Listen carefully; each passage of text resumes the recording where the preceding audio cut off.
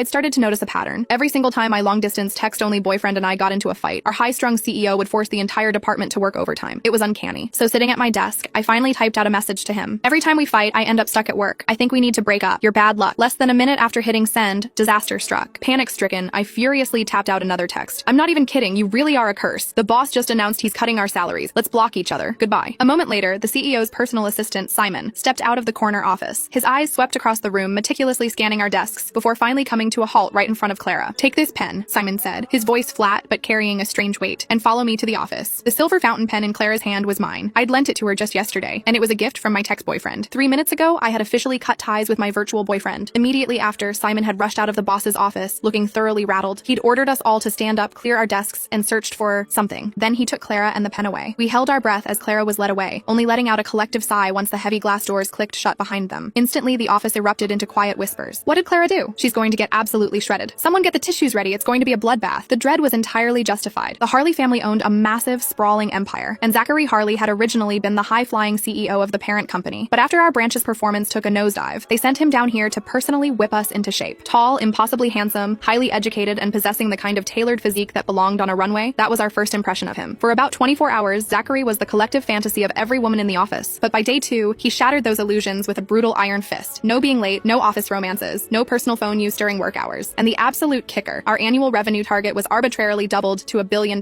For context, we had barely scraped 500 million the year before. He was ruthless, treating performance metrics like a matter of life and death, moving through the office like a flawlessly programmed, unfeeling machine. People went into his office with forced smiles and came out in tears. If you did well, he expected better. If you fell short, he tore you to shreds without a second thought. He was our resident Grim Reaper. Under the crushing weight of this daily anxiety, I had turned to a coping mechanism, a secret online relationship. It had started as a complete accident. My cousin had gotten a new number, and when I went to add him on WhatsApp, I mistyped a digit. Surprisingly, the stranger on the other end accepted my request anyway. Assuming it was my cousin, I immediately fired off a barrage of random texts. The only response I got was a single question mark. Pissed off, I snapped back. What is your problem? Want to fight? Keep it up and see what happens. The stranger replied with another silent. A prickle of unease set in. I tapped on his profile picture and scrolled down. It was completely blank. No status updates, no photos, nothing like my cousin, who posted every single detail of his mundane life. My stomach sank. Oh God. Cringing, I typed, I am so incredibly sorry. Wrong number. Can I buy you a coffee to make up for it? I sent him a quick Venmo of $5. He immediately sent back 50. Intriguing. I decided I liked him already. After a few more exchanges, I realized there was something uniquely captivating about him. Despite never having met, we fit together with an ease that felt almost predestined. We didn't share names, photos, or occupations. We were looking for a connection of the mind, a sanctuary from our real lives. Eventually, we drifted into a relationship.